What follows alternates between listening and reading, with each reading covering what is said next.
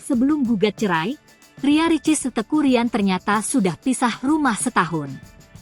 Sebelum gugat cerai Teuku Ryan, Ria Ricis dan suami ternyata sudah pisah rumah selama setahun, mereka beda alamat.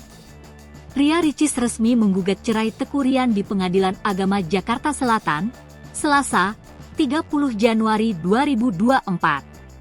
Sebelum resmi menggugat cerai, keduanya memang telah dikabarkan tak akur selama setahun kemarin.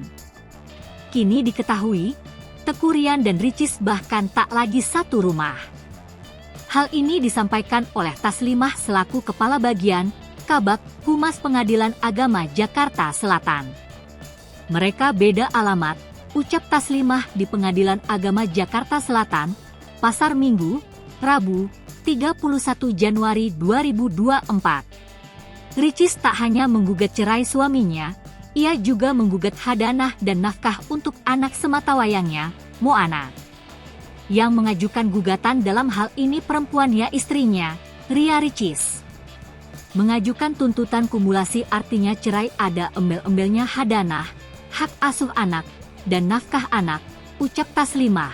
Pasar Minggu, Jakarta Selatan, Rabu, 31 Januari 2024.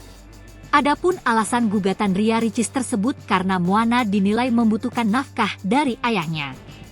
Alasannya terdiri dari biasanya dalil-dalil gugatan penggugat bahwa keduanya telah menikah, telah dikaruniai anak, sehingga anak itu memerlukan biaya pengasuhan, pungkasnya.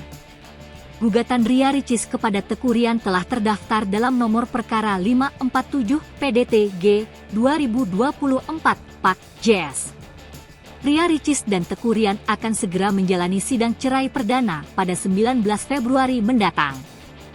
Keduanya diwajibkan untuk datang ke ruang sidang untuk menjalani mediasi.